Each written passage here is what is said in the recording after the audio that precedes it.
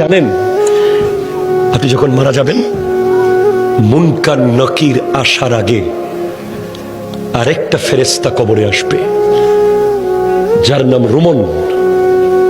সে আপনাকে বসাবে, বলবে লেখো, উকতুব আমালাক, তোমার ৬০ বছর কি কি করেছো প্রত্যেকটা মুহূর্ত লিখে দাও। ৭০ বছর যা যা করেছো সব লিখে দাও। ৯০ বছর যা যা করেছো সব লিখে দাও।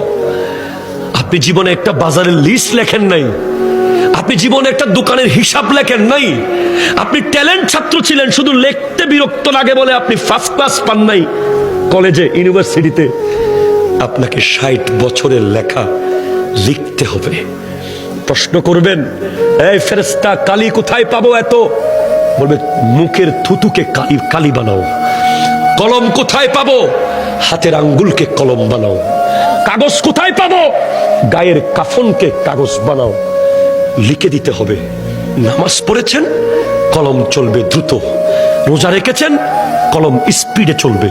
দান করেছেন, কলম স্পিডে চলবে। মা বাবার খিদমত করেছেন, কলম দ্রুত চলবে। সুদ খেয়েছেন, কলম চলবে না। ঘুষ খেয়েছেন, কলম চলবে না। জুলুম করেছেন, কলম চলবে না।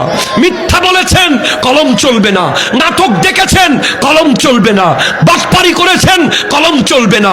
নামাজ পড়েন নাই, কলম চলবে না।